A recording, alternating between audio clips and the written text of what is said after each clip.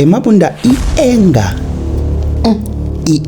iwabulela ama relationship. Sure. Cause ila khona disrespect ivela khona. Kuenga. Ave kubhlungu ukuthandana nomuntu ongakhona ukucontrola ama emotions wakhe publicly. Umuntu okudisrespecta phambi kwabantu. Sure. Uye ethi yena wenza kahle. But emehlweni walabantu akudisrespecta kubona babona isilima. Bhuti. Naliqiniso noma kuthiwa niyaxabana nomuntu nisathandana. That's the key. Asikahlukani. Sekushintsha phi manje ukuthi uma sesixabana nosongibiza ngegama? Sure. Hayi bongikwadisile hey what ngiyisithandwa sakho noma sixabene. Ngiyakuzwa. Not every colleague is a friend. And not every colleague deserves to know where you stay. Sure. Awuzwe. What you don't address and you tolerate grows.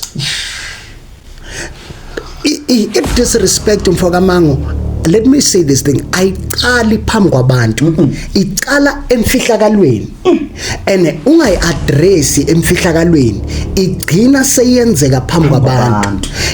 But Mabunda, islima cannot receive inhlonipho. Because islima sithi umuhlonipha sibona wena uyislima ngoba uyasihlonipha. There's no need for you to get bent for you to be able to learn. Kunezinye zezinto bafethu kubalulekile sizibone zenzeka kwabanye abantu. Singafuni ukuze experience thina. Ngoba thina we are not them and lento abayenzile ba survive baphuma bephila. Thina singayenza sibuye singaphili. Sife. Asiyeke lento yokufuna ama advice. A relationship yakho. Sure. Siwafune kubantu esisebenza nabo. The minute ubona umuntu ukuthi akudisrespecta ungahlali kuleyo ndawo. It can be a friendship, it can be a relationship or anything of some sort in life. Ngoba iphutha abantu abaningi abalenza amanga ile lokuthi bathi bayibona idisrespect bahlali. Greetings South Africa, this is Amadoda Anyakaze Somoze. Ladies and gentlemen, once again, welcome to yet another episode of Real Talk with Amadoda Anyakaze Somoze. Thank you so much Bafethu for liking, subscribing, sharing, commenting. Siyabonga kakhulu. Keep on liking and sharing and subscribing. As always, angikho ngedwa. Ngihamba nobaba. Babmang, put. All right. Hey Prophet Nkrento no right. Mnandi. Hayi no ngiyaphila ngibingelele yonke South Africa Real Talk with Amadoda Anyakaze Somoze. Bafowethu we are here sibuyile niyazi mase sikhona ilazibuya khona sikhuluma reality sikhuluma izinto obhekana nazo and ningakhohlwa bafowethu ukusubscribe nokulike even nokucomment. Yes. Yeah, and siyabona growth ikhona we are over 10k subscribers. So we've pushed kakhulu. Continue njalo bafowethu ni like ni subscribe. Mabunda fowethu. Bud uGrant. Mina ngimnandi mfethu. Bhuti kunento engifuna ukukubuza yona lana bhuti. Angazi how will you define it? Because it's ila soqala khona yabona eventually we'll get deeper to other things. But yini disrespect according to you? Mauti umuntu has disrespected you. Uba ushukuthini, or what does that mean to you? Or it disrespect it's when umuntu enzeni kuwe le oyiconsiderisha kwangathi no, this it's disrespect. Okay. Hey, deep man. I deep lento Mabunda. Sure. Mabunda indaba because there's a respect. Sure. That's the original name. Sure. Disrespect is an opposite of respect. Sure. Ijulile Mabunda indaba yenhlonipho. Sure. Indaba yenhlonipho uma mhlambe ngingayichaza. Sure. Mhlambe ngiyichaze from kuma relationship. Sure. Ngiphinde futhi ngiyichaze kubangani Sure. ngiphinde ngichaze kuma families Sure. because at the end of the day igama le respect and disrespect it covers all. Sure. Ngizoyicala nje la kuma relationship body. Sure. Number 1 kuumthetho wakhona. Sure. Into ejwayelekile ukuthi mawuthandana nomuntu nithandana ni2. Sure. And ukuze le relationship yeni ihambe kunama principles Sure. enibekelana wona ukuthi awukwazi ukucheata, Sure. asikwazi ukufaka omunye umuntu wesithathu kule relationship. Sure. So uma ngabe uzothatha omunye umuntu uzomfaka ungichithele, that's a disrespect. Sure. Uma ngabe ngithandana nawe uzochatha nomunye umuntu wesifazana uflathe naye, Sure. or uchathe nomuntu wesilisa uthandana nami, that's a disrespect. Sure. Because awukwazi Mabunda ukuthi ungakwazi ukuxhumana nabantu Sure. egameni lothando mina nawe sinothando. Okay, angichaze Mabunda. Sihlanganisa uthando. Sure. And uthando mina nawe enginalo for wena akosange ulise ngaphandle kosel accumulate la ekhaya. Sure. So uma ngabe uzothatha uthando lwala ulise ngaphandle, that's a disrespect. Ifana nalento Mabunda yokuthi umzali is meant ukuthi akukhulise as umntwana. Sure. And uma ungumntwana you have to ungaphansi kophahla kunomthetho abawufakayo la ekhaya. Sure. So uma ngabe uzojumpa lowo mthetho, which mean you are disrespecting me. And also uma ngabe ngizokukhuza kwenye into ungiphendule back. Sure. Ngokungithuka or ngokungidelela amazwi. That's a disrespect. I don't know, do I make sense now? Sense. Sure. Cause in simple words and according to what you mean, disrespect it's knowing that something is wrong and you continue doing it though you know that it is wrong. Sure. So okusho ukuthi kunabantu body that know ukuthi into ethize izokuphatha kanjani, that know ukuthi uma ungenza 1 2 3 4 5 or 6 this it's the outcome of lento le, but uqhubeke uyenza. That's a disrespect. But bakhona abantu abake benza something to you. I'm sorry if it sounds like an interview. Okay. I'm still trying to find my Sure. feet. So bakhona abantu yini bhuti, or is there something le umuntu wake wayenza empilweni yakho? It can be a pastor, it can be a brother, it can be anyone. Owathi moyibheka wafila ngathi this particular person has disrespected me. Okay, there is an incident. Angazi, should I say this? Yeah, say it, sir. Kuluma Mabunda. No, I'm trying. If I can put it as bluntly as it is, ne? Sure. It's gonna be easy to discover who that person is. Bamas. No, bamazi, but loyo muntu uzothi makabona le podcast abona that's me. Yabona uzosibona. Yabona. But there's an incident that happened over the weekend whereby a certain man did something that in front of no, let me leave it. Yeah. But that thing le ayenza. To me, it seemed as if he was disrespecting those guys in front of their wives and family members. Because of kunendlela of doing izinto in a respectful way. There is a way to address umuntu regardless of age yakho. For example, mfokamango angeke bhuti ngikhulume nawe kwangathi uyingane phambi komfazi wakho. Yeah, that's true. Does it make sense? Because of the minute ngizokudisrespecta phambi komfazi wakho, that means angokubona engwehlisa isithunzi phambi komfazi wakho. Yabona ngoba ziningi izinto abantu abazenzayo banga understand ukuthi lento le oyenzayo even though ngeke ngisho ukuthi disrespect, but disrespect. Yeah. Okay Mabunda, nguzile umbuzo wakho ukuthi have I nga disrespect na Sure. to a point ukuthi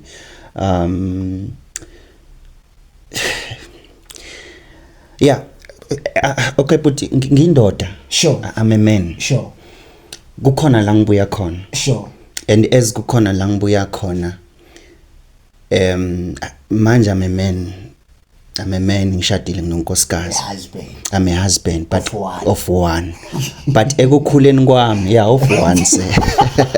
I'm a husband. Yeah. So Yeah, kuhle naloku clarify le of one. Female. Yeah, female. Yeah. Anginaso isithembu. Yes sir. Yeah. And angivukile nginaso futhi. Sure. Okay, bengisayaphi konje Mabunda? Busatsho ukuthi yeah man and the husband. Kunala uvela khona as a person. Kunala ngivela khona as a person. Sure. That is why inkulumo yami most of the time la kwa Real Talk. Sure. Angikhulumi ngoba mhlambe ngikwazi ukukhuluma. Sure. But I've walked in life. Ngine journey ngempilo. Sure. Kunezinto that I've experienced that God put me through. Sure. To a point of good every time when I speak some sense to people, I speak about something that people they relate with. Because I've been through that. Sure. There was a time before ngishada ngaleza inkadi ngisesemncane nje ngikhula. Sure. Kwakunentokazi engangithandana nayo ngeke ngidolule. Sure. Igama layo which is an ex. Sure. Mabunda, that was the most disrespect I've ever had in my life, especially in relationships. Which one is that? Whereby puti umuntu wesifazane othandana naye angayibambi phone the whole night. Uzama ukumfonela. Okay, there was a time la khona bengimfonela khona angayibambi to a point ukuthi wabona dozen. Lo muntu enginayo uzobona ukuthi kunomuntu ongifonelayo. And she ended up ayicima phone. That's a disrespect number one. Sure. Because umuntu buti mawuthandana naye mawumfonela of course umthole. Sure. Nalento ukuthi wena mawufona umthole mara yena makafona uyakuthola. That's a disrespect. Sure. And ungizwe kahle Mabunda ungangithathi kabi. Sure. It's a disrespect nakho lokuthi uzongitshela ukuthi ngithandana nawe une privacy. Especially mawushadile. Sure. Yeah, but the moment ushado you are losing privacy. You must be transparent to your partner. Sure. You understand? Sure. Nalokuthi wena ngiyayithinta ifone yakho mara eyama kosango uyithinte. That's a disrespect. Sure. You understand? Sure. So this lady Mabunda mfowethu the whole night wangayibamba ifone. And to a point ukuthi wabona ukuthi i-obvious in my eyes. Ngithe uthe makayibamba ngo basabuyile la bekabuya khona wayivula wayibamba makayibamba. Hey ma. She was like to me eshibethu ngikhathele la ngikhona beba busy ngami ubusuku bonke la. Say the world shut it down. That was the most level nje yok disrespect one. Umuntu wesifazana osukuthandana naye alalwe ubusuku bonke avala ifone avuke ekseni sekabuyile la kabuye khona azokutshela emehlweni ukuthi mfowethu bebabhizi ngamsuku bonke ngicela ukulala ngicela sikhulume ngo12 emini kwamanje ngikhathele. You mina that is why Mabunda ungizwe kahle mfowethu, this is a real talk. Sure. Yeputi i-respect uyayimoshela wena emntwini a lose respect for wena. Sure. Akuyona into engaphindi ibuyele. That is why but noma kuthiwa kuyalungiswa kunezinto engeke ibuyiseleke the way bezingakhona. Ngiyakuzwa but I don't know it makes sense and ngisho. But okusho ukuthi ke umuntu makazokudisrespecta kune position akubeka kiyo and the minute ubona umuntu ukuthi akudisrespecta ungahlali kuleyo ndawo. It can be a friendship, it can be a relationship or anything of some sort in life. Ngoba iphutha abantu abaningi abalenza amanga ile lokuthi bathi bayibona i-disrespect bahlali. Kanti the more uhlala the more uzimoshela wena. It's like kunomuntu mfethu wazi ukuthi umngane wakho mfethu, you know, let me say this thing. Years back there was an incident that I considered to be a disrespect. Sure. Got called to a restaurant going with this particular person. Masifika lapha. But kanti wena wangafuni ukubahlala. Angidayisi. No, angidayisi mama. Angidayisi. Got into that restaurant. No, yes, we got to that to that particular restaurant, yabon. And unfortunately at that particular time, kule restaurant, I wasn't alone. Sure. Bekunamajita and friends, Sure. one female friends that were there.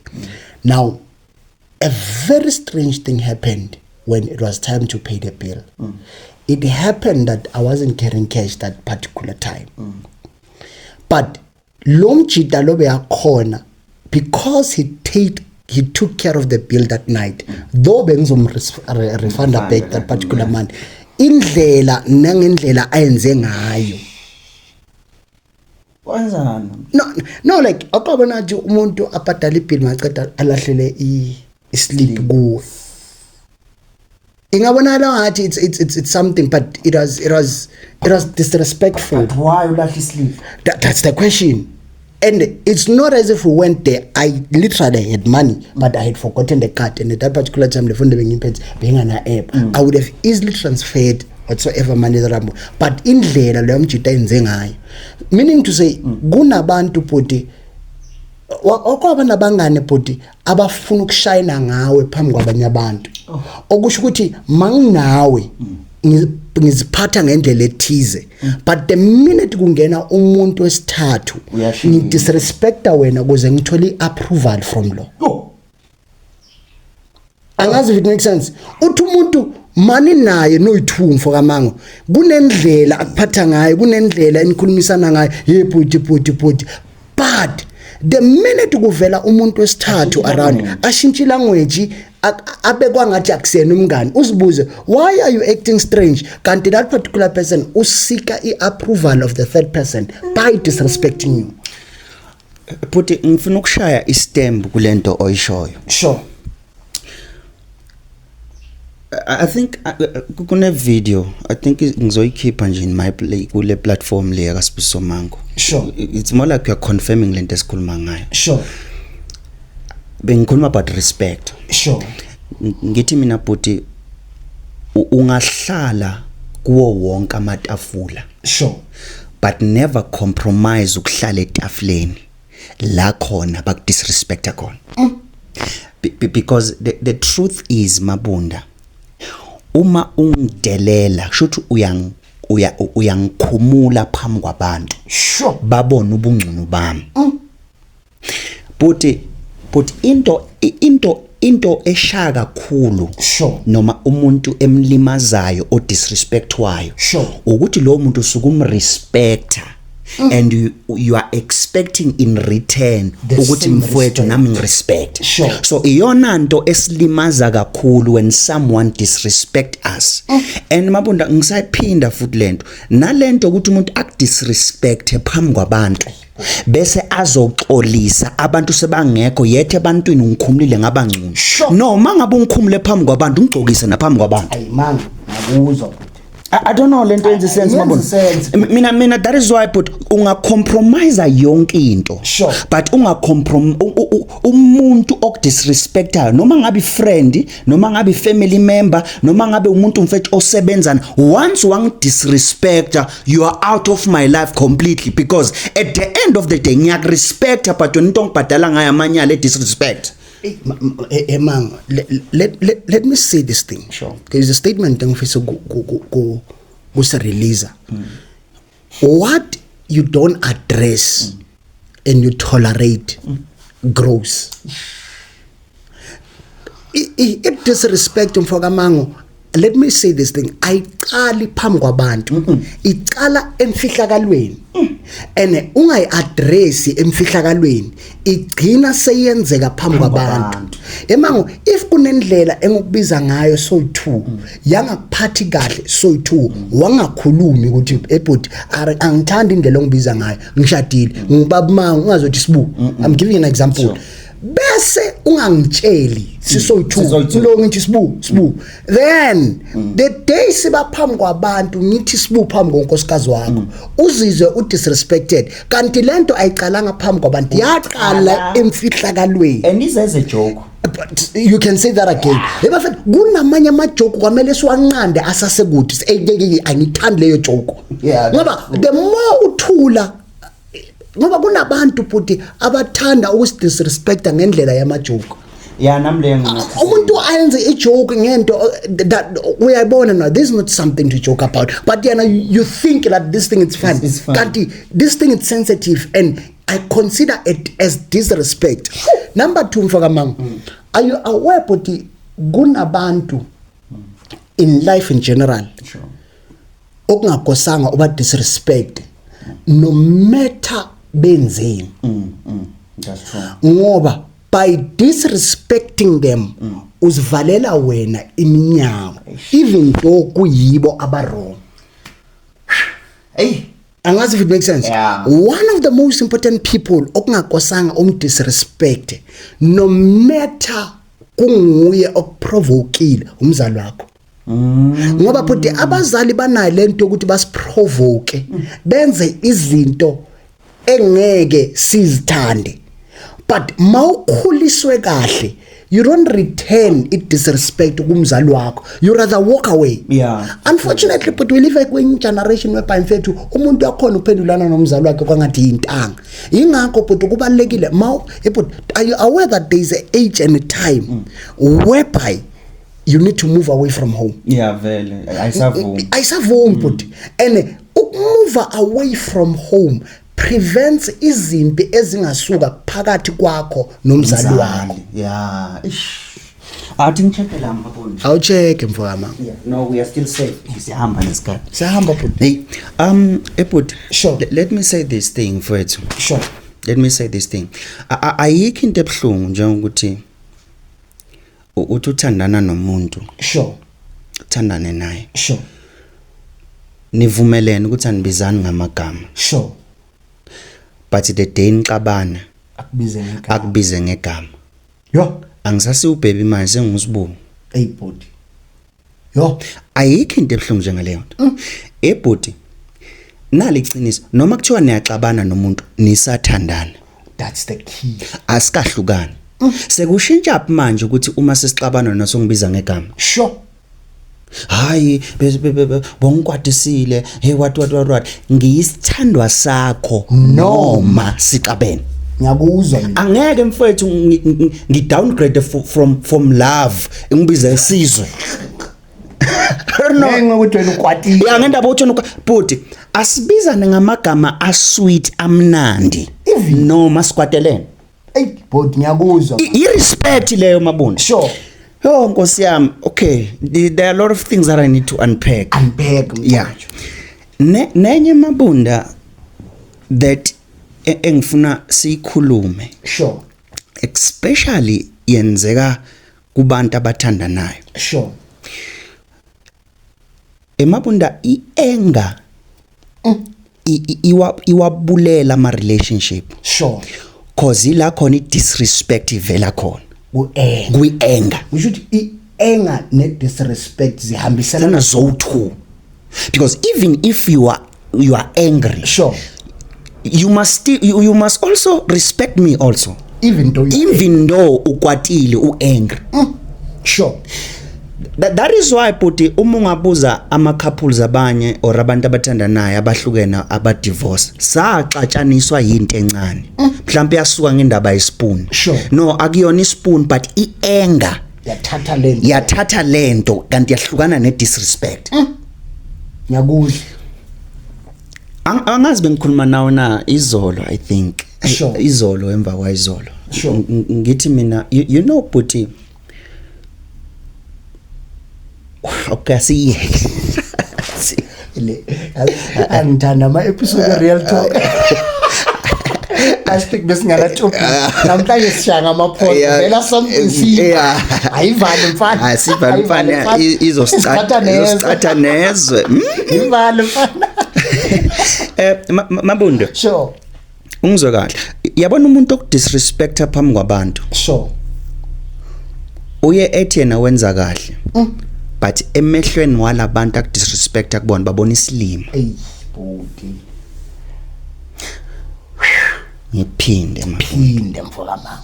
umuntu okudisrespecta ngoba ebona abantu yena ayitshele kwangathi ubukisa ngawe kanti yena ubukisa ngaye ebantwini ukuthi uyihlobo likapendo linjani yo man but ungamdelela umuntu egameni lokuthi yamdelela Sure. but abantu basuke kulomuntu omdelela babuke yona bathi kanti ulihlaza kanje yo man abantu baluze irespect ngendlela okhulume ngakhona buti angisho lento le but kwesinye isikhathi siyeke silimaze sona silime sodwa man because ungizwe kahle but sure iphutha nawo ongalenza wena odisrespectwayo phambi kwabantu ukuthi umjoine ekubeni lo muntu akudisrespect bese nawo niyoba yilima nobabili phambi kwalabo bantu ingakho bhuti mina always encourage ama couples to say iyekele lento yenu yokuthi manilwa niveze phambi kwabantu uthola ukuthi nise restaurant nokunento eningadisagree ngayo omunye asuke aphendule ngendlela erough phambi kwabantu bese yahamba emang ave kubhlungu ukuthandana nomuntu ongakhona ukucontrola ama emotions wakhe public akusiyo yonke into kose uyiaddress phambi kwabantu noma umuntu akhulume ngendlela ofila kwangathi bekungakosanga uyibeke kanjalo it's like ukuthandana nomfazi okucorrecta phambi kwabantu uyakhumula loyo muntu. It's very important to understand to say ungamdisrespecta umphendule de uthanda ngakhona umshawude phambi kwabantu uhambe but khumbula loyo muntu leyo ndoda yakho leyo mfazi wakho umkhumulile more especially phambi kwama family members wakho ngoba kunabantu futhi abakwata phambi kwama family members uthola ukuthi i family gathering isuke impi ngento encane umuntu aphendule rough phambi kwabantu. At the end of the day uphinde uexpect ifamily yakho irespect le ndoda yakho wena ongayirespect ngoba emvangeli ngisayisho lento kunabantwana abangarespect abazali babo uthola ukuthi ubaba babomuzi kodwa izingane zikhuluma nanoma isikanjani mawuthi ya tracer umama that planted the disrespect ebantwaneni ngoba indlela ophatha ngayo indoda yakho or umfazi wakho phambi kwabantwana bakho kuyabafundisa ukuthi lo muntu uphatha kanjani lo muntu ukukhulunywa naye kanjani ave kubhlungu umfoko amanga uthola ukuthi uyambona ubaba omuzi lo but simply because of akasebenzi abantwana bakhuluma naye kanjani abomalume bakhuluma naye kanjani umuntu adelelwe umfazi wakhe adelelwe abangani bakhe aphinde adelelwe even nama in-laws akhe kanti mawuthi uyacheka iqale kumfazi wakhe athi ngidedele kuwe mfoka mama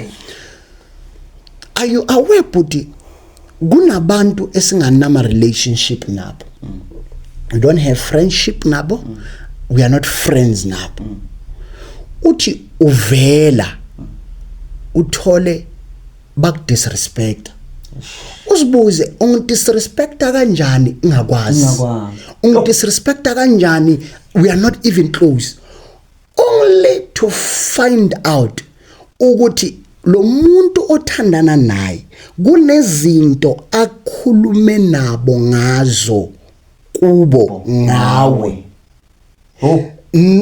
the time azisho lezinto bekakwatile manje akasakwatanga nibuyelene ne right but phambi kwalaba bantu ayisuki lezinto azishilo ngawo sebakubuka ngalehlo ngalento ayishilo now uthola I disrespect from ebantwini kanti akusi it's not your fault ile yakho leyo thandana naye iya disrespect no okay mabunda mfowethu basixolele bafowethu zisho uthathina basixolele yeah, but you've unpacked a lot of things. Sure.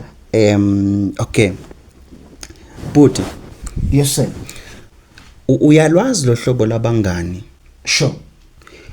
Lelo ukuthi nge angaze ahole. Hey. Akasibonisi.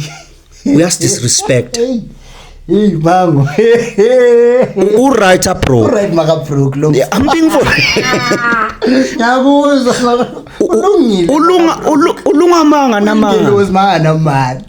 Ngiyakuzwa bhuti. Amaxoki lawo. Hey bhuti. Umuntu akhona mfethu ulunga bengelosi.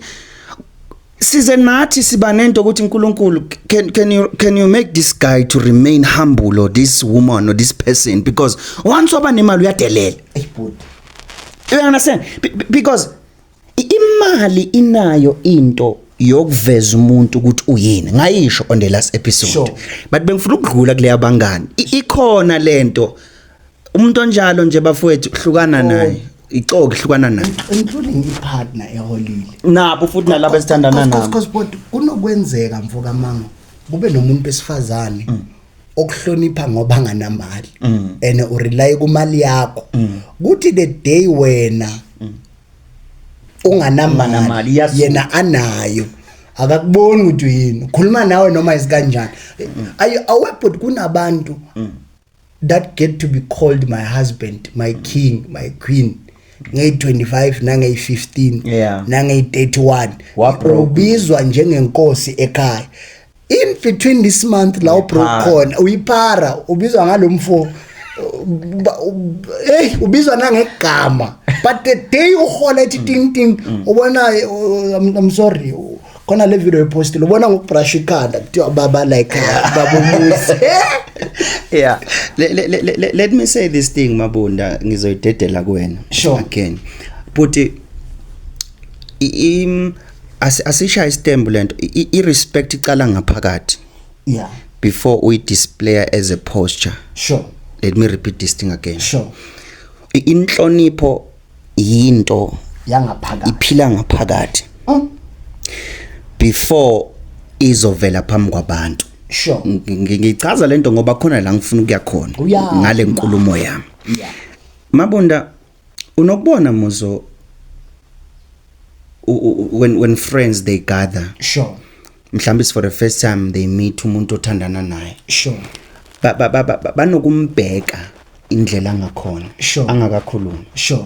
But yo bafo umfazi wakho uyahlonipha muhle. Yeah. You understand? Sure. Shothi into abayibonile kuyena. Sure. Ukuthi lo muntu muhle futhi uyahlonipha. Sure. You understand? Okusho ukuthi bhuti irrespect it's something that ongayibona umuntu angakayisho. Sure. Hey bhuti. Angazi noma iyazwakala lento engisho. Iyazwakala. Yinhle bhuti irespect eqala ngaphakathi. Sure. Besibonakala ngezenzo.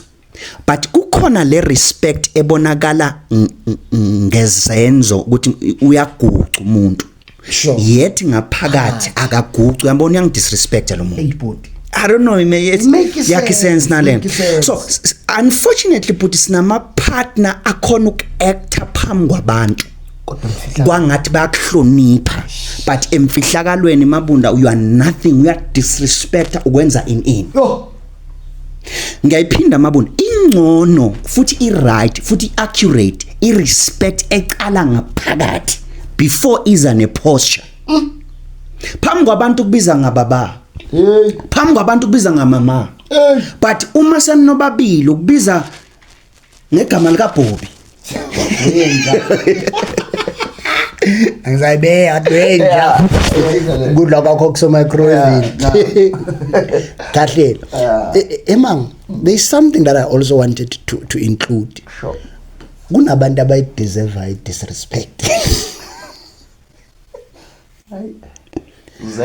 No, but I'm saying this thing. Kunabantu abayideserve disrespect. Because the more uba respecta baqabanga kwangathi awuyilutho. Le respect obakhombisa yona iyabadakwa. As a result, kubalulekile once in a while umkhombise loyo muntu ukuthi it's not that you are a fool njengoba umrespect. You do have the power and the position to disrespect them. You just choose not to. But mina I believe that njengoba singabantu we possess two sides within us. Christ is a lion, yet he's a lamb. Yeah, what does that mean?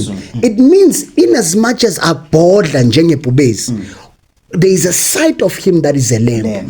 Ungaqabangi njengoba ngiveza iside le lamb uqabanga ngathi ibhubezi alikho kimi.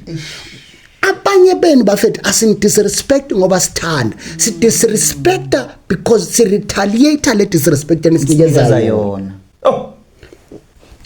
I wanted to say this thing. ave kubhlungu mfoka Mango umuntu umbuke abonakala njengomuntu ohloniphekile agqoke njengomuntu ohloniphekile ahambe njengomuntu ohloniphekile eshakhuluma yo avula umlomo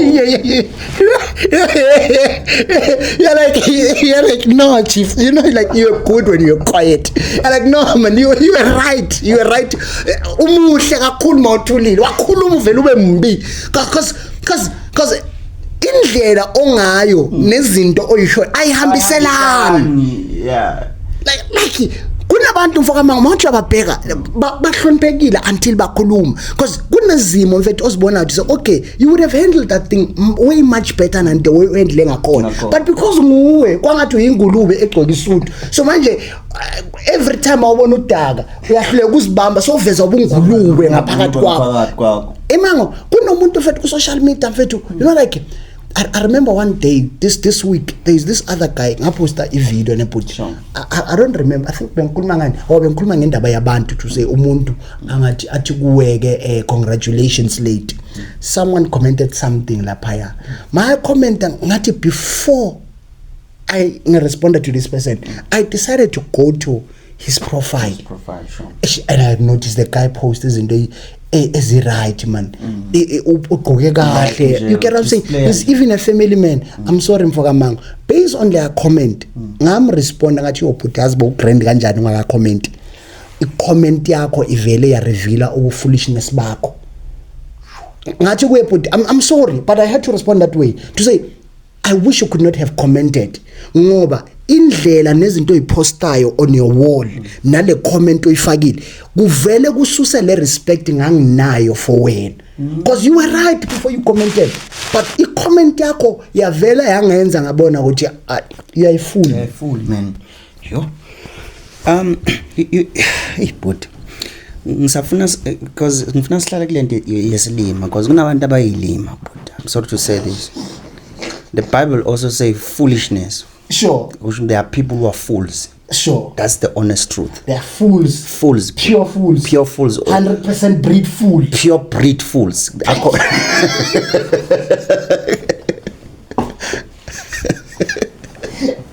Sure. There's no way you can change. You can't help this person. He's a fool. He's a fool. A fool to a fullest. Yeah. Of fools. Let me say this. As much as it's gonna sound rude. Sure. Kuneyilima ekosu incedise ekubeni ubulima babo. Okay. Benze ba excel. Yeah, ba excel ebulimeni babo. Sure. Uyangizamabona. Mina mabonda ngizokutshela iqiniso mfethu. Once wahlonipha umuntu. Sure. Umuntu ohlakaniphile uyazi ukuthi kose ngireturn irespect kulomuntu ongihloniphile. Sure. Even though besicabene I have to return the respect. Sure. But mabunda islima cannot receive inhlonipho because islima sithi uma ungihlonipha sibona wena uyislima ngoba uyasihlonipha. But ngiyakuzwa. I'm sorry to say this, but I'm sorry to say it. Kunabantu engakosange, kunabantu abangafanele ukuthandwa. Man. Ngoba once wamthanda, ukubona uyislima. Njengoba umthanda islima leso. Oh. Namhlanje real talk rough, but that's the honest truth. That's the honest truth. Mina ngizokutshela iqiniso. Sure. Yebhuti noma ungalanda abantu ukuthi bazobonisa umuntu omthandayo ukuthi abone ukuthi uyamthanda because he's a fool. Man. He will excel of being a fool because sona si interpret uthando ngokuthi wena mawumthanda uyislima noma ungalanda abantu ukuthi bazombonisa akwazi ukushintsha tase ngeke azashintshe uyohlala ebulimeni bakhe ngoba uyislima. Man, kunama levels ebulimeni. Ngabe ngiyashuma bengizo 3 types of fools. But kune fool but ebona into ethize. Let's say ngimi mabona ngibona uwenza into ethize ku relationship yakho bese uthi uma se uyenzile ngiyibone ukuthi ikulimazile Sure. ngiphinde mina ngumabuna ngifuna ukwenza lento wena oyenzile kumuntu wakho highest level of foolishness because of how come do you see ama consequences of ama actions kamngani wakho uphinde wenza the very same thing lekayenzile fine umbonile lo mfo achithela umfazi wakhe wabona ifamily yakhe ibhidlika ko2 ubona imoto zihamba through divorce ubona still wena bafo you still want to do the very same thing. Listen to me. A wise man learns from the mistake of others. There is no need for you to get bent for you to be able to learn. Kunezinye zezinto bafethu kubalulekile sizibone zenzeka kwabanye abantu. Singafuni ukuze experience thina. Ngoba thina we are not them and lento abayenzile ba survive baphuma bephila. Thina singayenza sibuye singaphili. Sife. Okusho ukuthi mfangeli kunokwenzeka ubona abanye abantu benza heist ba survive kodwa balimali uphinde wena ufuna ukuyenza the very same heist kanti uzolimala you are not coming back so as a and there is this other fools yilima nazo yilima uyayazi ifoolishness yokuthatha ama advice from umuntu lo umshado wakho relationship yakhe engahambi kahle. You know ukuthi lo muntu lo ziyambhedela ayikho into right ehamba kahle ku relationship yakhe uphinde uthathe advice kuye loyo muntu izinto zakhe zingahambi kahle. Let me give you an example. You have an argument with your wife. Once you have an argument with your wife uthola ukuthi ke mfoka mango leso sikhathi isolution ithi humble yourself and talk to her. But me uma izinto zami zingahambi kahle ngikadvise ngithi ku hayi mfoka manga awukujwayela kabi vele nje qima saluvala ungakhulumi naye. That means then you are taking ama advice omuntu lo izinto zingahambi kahle empilweni yakhe when it comes to relationship or finances or whatsoever, then you want to apply them in your relationship. Bafethu listen to me kunezinto ezosebenzela abanye abantu nina engeke zinisebenzele and akusiyo wonke umuntu that is around you uma izinto zokuhambela kahle ojabulayo kunabantu fokamanga abalinyazwa iprogress yakho or iprogress yami or iprogress yakho as a person. As a result they would do anything to sabotage that particular progress ngoba yo manga kwenzakalanda ku real talk ave kubhlungu ukuthola ukuthi ku competition nomuntu ungazi nokuthi ku competition naye bese ucela ama advice avela qina. But I think I have to give it as a warning. Give it as a warning, sir. Kuyenzeka but uthandane nomuntu. Sure. Ubungasebenzi. Sure. Bese uthola umsebenzi. Sure. Uthole nama colleagues. Sure. Angaphakathi emsebenzini. Sure. Asiyeke lento yokufuna ama advice a relationship yakho. Sure. Siwafune kubantu esisebenza nabo. Okokucala labo bantu sibathole emsebenzini. And before usebenza kunomuntu bothandana naye. Sure. Ebuthi mina ngizokutshela iqiniso icompetition emsebenzini iningi kakhulu.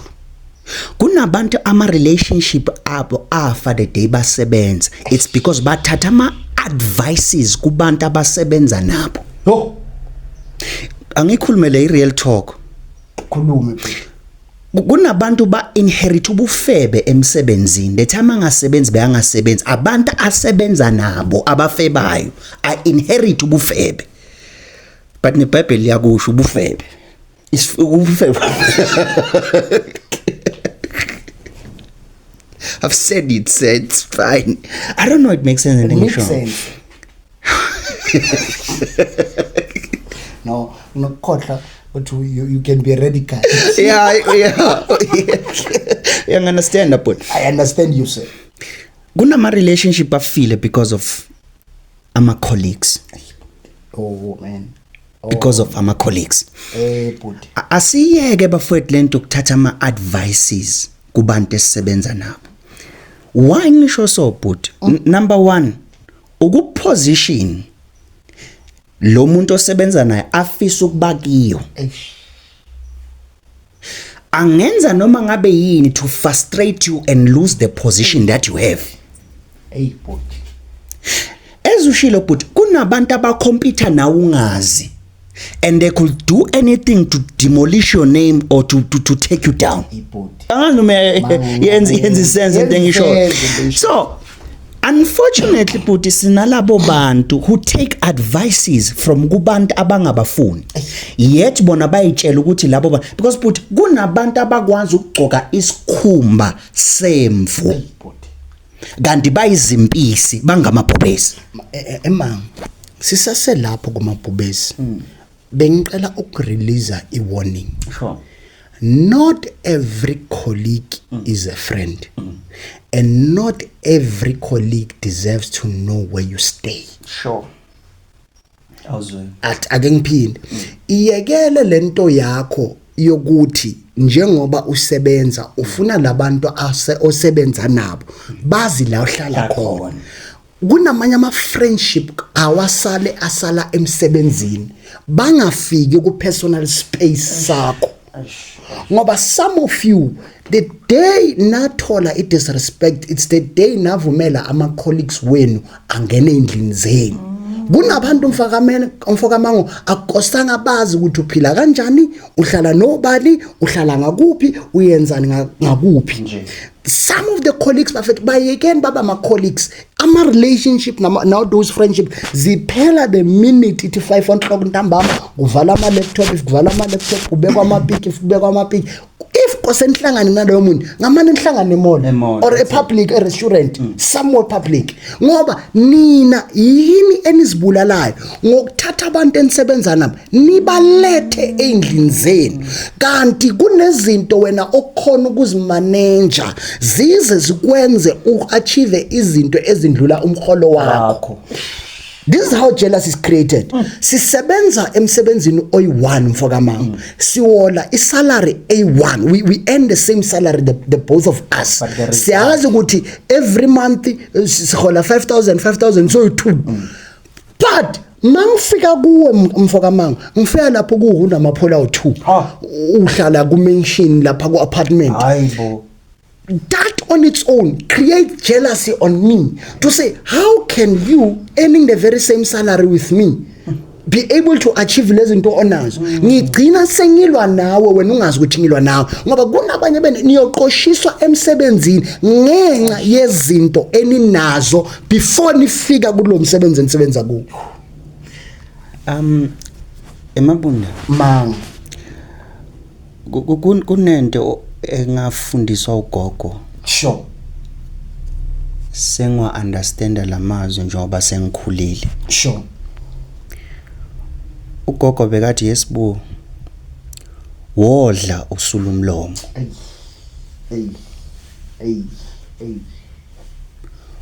Wodla ubamba shut up. Lo. Ungadli bese uyakhuluma uziveze bowudla. Cause njengoba uthi uyadla ukhombisa abantu ukuthi wena uyadla kunomuntu okubonayo lambili ongenza noma ngabe yini ukuthi athole lento idlayo. But kunabantu namhlanje basenkingeni bekungakosanga babe senkingeni but I problem bakhuluma ukuthi badlani dan bekosa umaceda ukudla vala umlomo athula athi tu. Mntana seka noma kuthiwa kwenzakalana empilweni yakho uNkulunkulu kubusisa ngani, don't disclose zonke izinto ebantwini.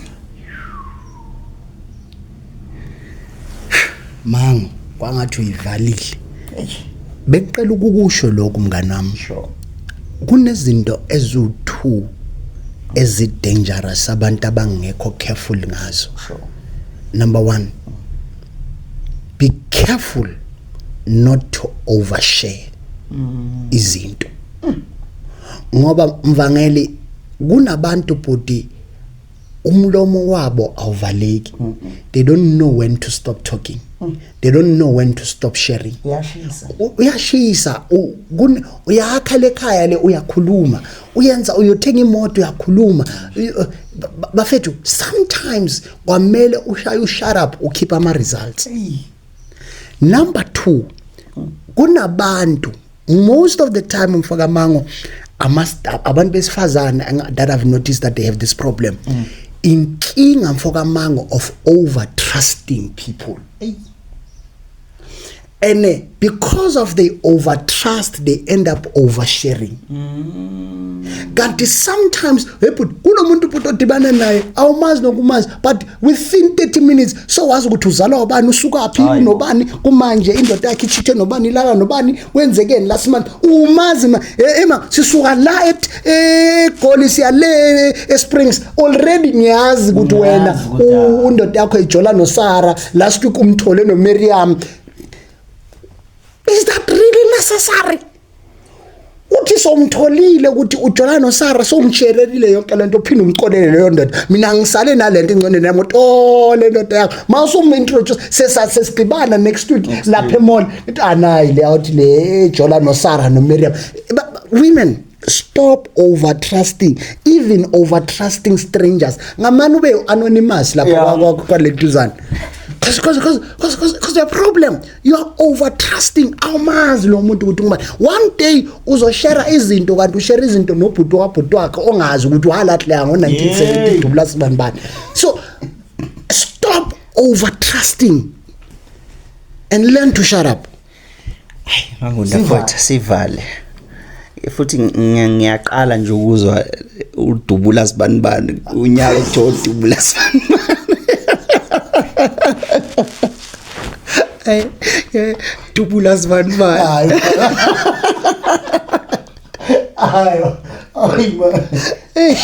Yeah man, real talk with amadoda Nyasumuzi. Siyabonga bafethu. Don't forget to like and subscribe. Sithembe nje namhlanje ukuthi asininyathelanga kakhulu mawunyathelekile sorry. Thina ke bafethu sifana namagundane siyaluma siphuputhe because at the end of the day you need to learn something. At the end of the day you need to ukuthi uchinche impilo yakho. Never tolerate disrespect. Real talk with amadoda Nyasumuzi.